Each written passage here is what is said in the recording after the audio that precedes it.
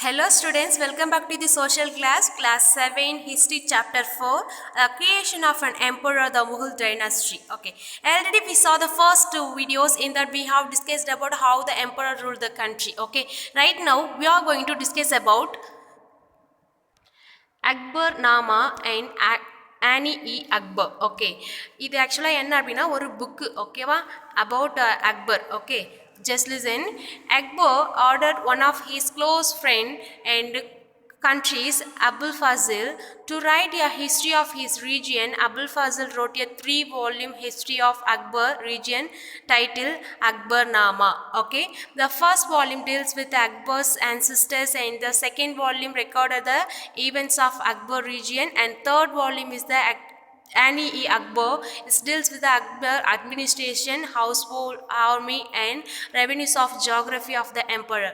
So என்ன அப்படின்னா இங்கே அக்பர் இருக்கார் இல்லையா, அவருடைய ஒரு க்ளோஸ் ஃப்ரெண்டு தான் யார் அப்படின்னா அபுல் ஃபசில். ஓகேவா, ஸோ இவர்கிட்ட என்ன சொல்கிறாரு அப்படின்னா இவருடைய லைஃப்பை பற்றி ஒரு புக் ஒன்று எழுத சொல்கிறாங்க. அதுதான் என்ன அப்படின்னா அக்பர் நாமா அண்டு ஆனி அக்பர் அப்படின்னு சொல்கிறாங்க. ஓகேவா, ஸோ இந்த புக்கை வந்து ஒரு 3 வால்யூமாக டிவைட் பண்ணுறாங்க. ஓகேவா, இந்த ஃபஸ்ட்டு வால்யூம் இருக்குது இல்லையா, 3 வால்யூமாக டிவைட் பண்ணுறாங்க. இந்த ஃபஸ்ட்டு வால்யூம் தான் என்ன அப்படின்னாக்கா அக்பர் நாமா அப்படின்னு சொல்கிறாங்க. ஓகேவா, ஸோ இந்த ஃபஸ்ட்டு வால்யூமில் ஃபுல்லாகவே என்ன எழுதியிருப்பாங்க அப்படின்னா இந்த அக்பருடைய ஆன்சஸ்டர்ஸ் இருக்காங்க இல்லையா, இவருடைய கிராண்ட்பா, அவருடைய கிரேட் கிராண்ட்பாலாக இருப்பாங்க இல்லையா, ஸோ இவங்களை பற்றின இன்ஃபர்மேஷன் எல்லாமே எந்த புக்கில் இருக்கும் அப்படின்னாக்கா இந்த ஃபஸ்ட்டு வால்யூம். ஓகேவா, வேறு இந்த செகண்ட் வால்யூமில் என்ன அப்படின்னாக்கா இவர் ரூல் பண்ணும்போது என்னென்ன மாதிரியான ஈவெண்ட்ஸ்லாம் இவர் ஃபேஸ் பண்ணார் அப்படின்றத பற்றி தான் என்ன அப்படின்னாக்கா செகண்ட் புக்கில் இருக்கும். ஓகேவா, தென் தேர்ட் புக்கில் என்ன அப்படின்னாக்கா ஆனி அக்பர் அப்படின்னு சொல்கிறாங்க. ஓகேவா, இதில் என்னென்ன மாதிரியெல்லாம் எழுதியிருப்பாங்க அப்படின்னாக்கா அவருடைய அட்மினிஸ்ட்ரேஷன். ஓகேவா, அவர் ரூல் பண்ணும்போது அவருடைய அட்மினிஸ்ட்ரேஷன் எப்படி இருந்தது, then household, army, revenues and geography. ஓகேவா, ஸோ இதை பற்றி தான் என்ன அப்படின்னாக்கா தேர்ட் புக்கில் இருக்குன்னு சொல்கிறாங்க. ஓகேவா, தென் இதுக்கு அடுத்தது என்ன அப்படின்னாக்கா இது எல்லாமே வந்து இவருடைய ஹிஸ்ட்ரியை வந்து நம்ம இப்போ படிச்சிருக்கோம் இல்லையா, ஸோ இந்த புக்ஸ் மூலிமா என்ன அப்படின்னாக்கா நிறைய விஷயம் லேர்ன் பண்ணிக்கலாம் அப்படின்னு சொல்கிறாங்க. ஓகேவா, ஸோ அப்போ அந்த புக்கு யார் எழுதுந்து அப்படின்னாக்கா அபுல் ஃபசில். ஓகேவா, ஒன் ஆஃப் அக்பர் ஃப்ரெண்ட். ஓகேவா, then a closer look of Akbar policies. Okay, a broad features of administration were laid down by Akbar and were elaborately discussed by Abul Fazil in his book of Akbar Nama.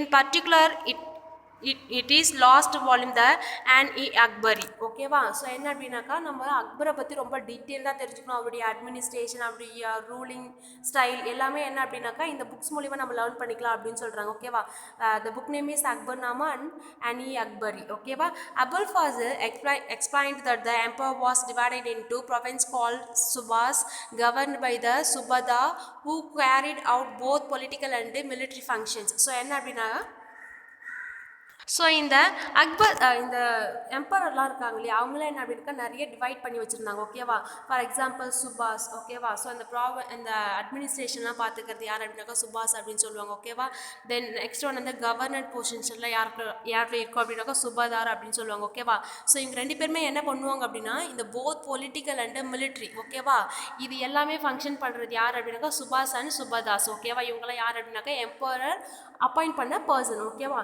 Then each province also had financial officer or Diwan.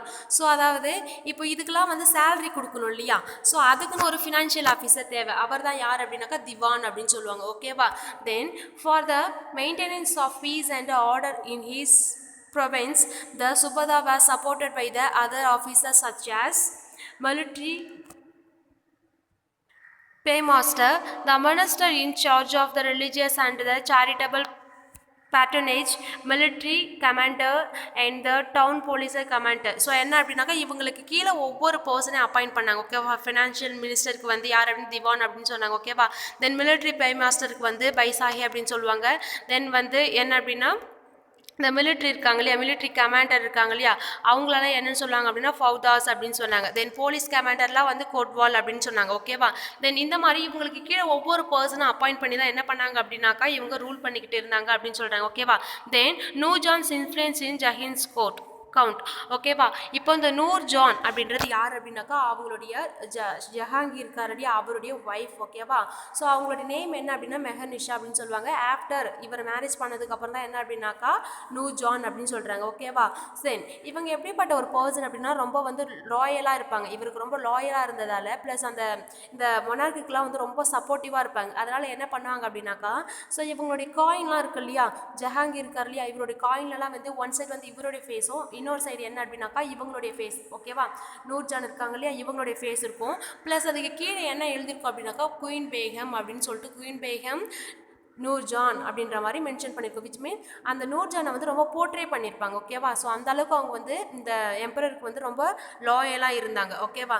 Then next one, Akbar's noble commanded large armies and had access to large amount of revenue while they were loyal and emperor functioned efficiently.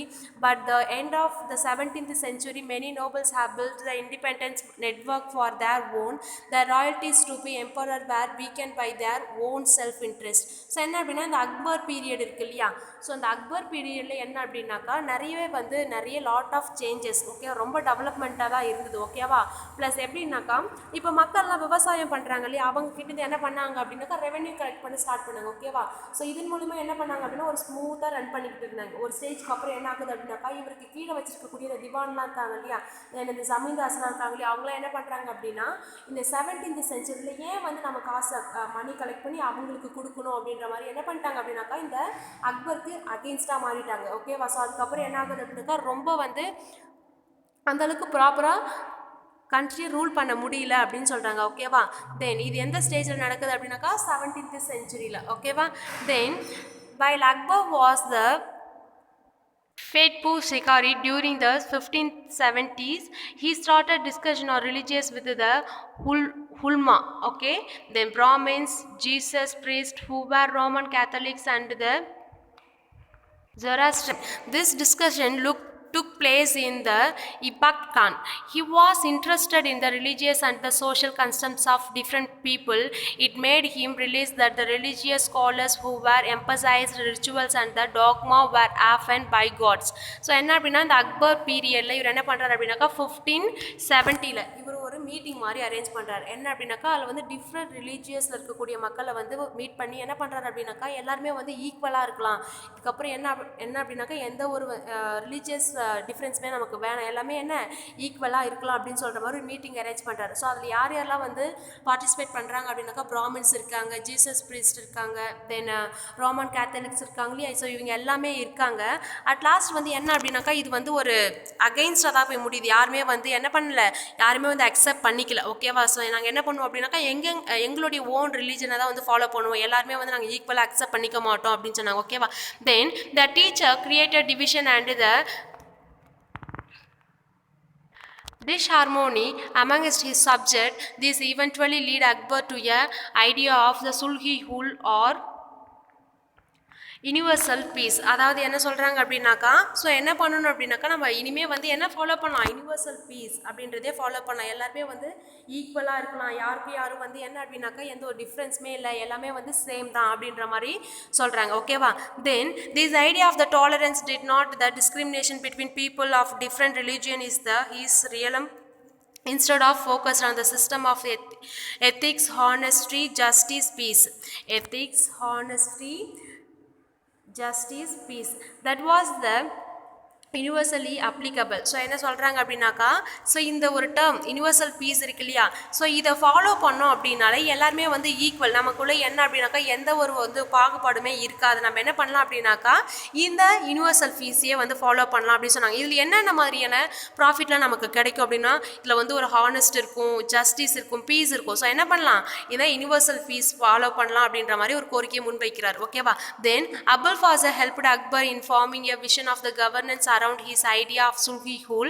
This piece of governance was followed by the Jahangir and the Shah Jahan as well. So என்ன அப்படின்னாக்கா இந்த universal piece இருக்கு இல்லையா, so அதை வந்து என்ன டேர்மாக சொல்கிறாங்க அப்படின்னாக்கா sulhi-ul. ஸோ இதில் என்னென்ன அப்படின்னாக்கா இந்த ஹானஸ்ட், ஜஸ்டிஸ், பீஸ் இது எல்லா பற்றியுமே வந்து யார் சொல்லியிருக்காங்க அப்படின்னாக்கா அக்பர் சொல்லியிருக்காரு. ஓகேவா? ஸோ இதை வந்து ஃபாலோ பண்ணுறதுக்கு யார் ஹெல்ப் பண்ணுறது அப்படின்னாக்கா Abul Fazl, one of his Akbar friend. ஓகேவா? ஸோ இந்த sulhi-ul வந்து இவர் மட்டுமே வந்து ஃபாலோ பண்ணிட்டு விடலை, இவருக்கு அடுத்தது வந்த ரூலர்ஸ் யார் அப்படின்னா ஜஹாங்கீர் அண்டு ஷாஜகான், இவங்க 2 பேருமே வந்து ஃபாலோ பண்ணியிருக்காங்க அப்படின்னு சொல்கிறாங்க. ஓகேவா. The next one, the Mughal emperor in the 17th century and after. The administrative and military efficiency of the Mughals emperor led to great economic and commercial prosperity.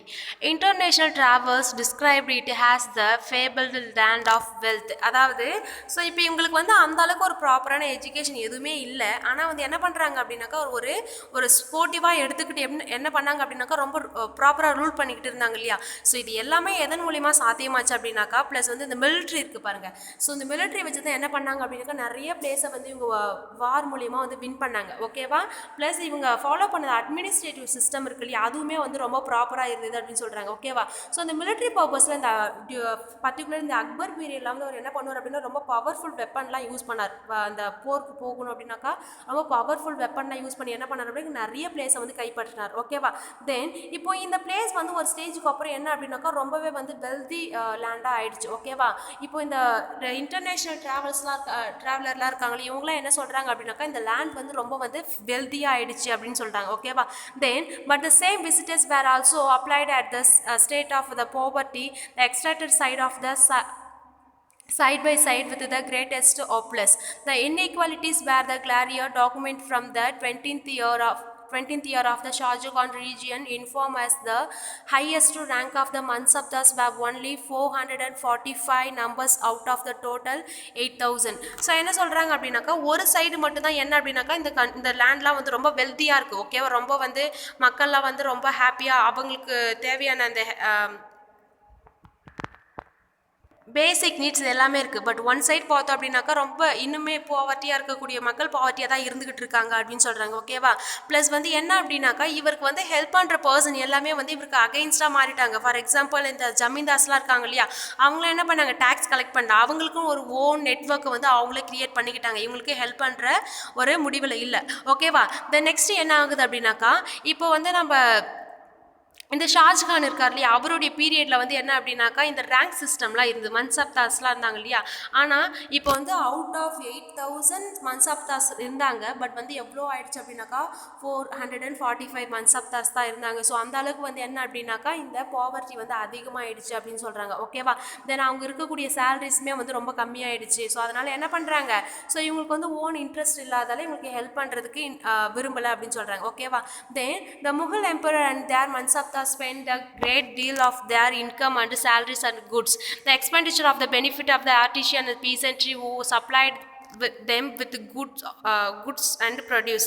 So என்ன பண்ணுறாங்க அப்படின்னா இந்த மன்சப்தாஸும் இந்த முகல்ஸ் எம்பரர் இருக்காங்களே இவங்க என்ன பண்ணுறாங்க அப்படின்னா ஒரு டீல். ஓகேவா. என்ன பண்ணுறாங்க அப்படின்னா ஸோ இந்த பீசன்ட் அண்ட் அதாவது விவசாயிகளும் ப்ளஸ் வந்து இந்த கைவினை பொருட்கள்லாம் செய்கிறாங்க இல்லையா, ஸோ அவங்க எந்த அளவுக்கு வந்து குட்ஸ் வந்து ப்ரொடியூஸ் பண்ணுறாங்களோ அந்த அளவுக்கு வந்து டேக்ஸ் பே பண்ணணும் அப்படி ஒரு சிஸ்டத்தை கொண்டு வந்தாங்க. ஓகேவா.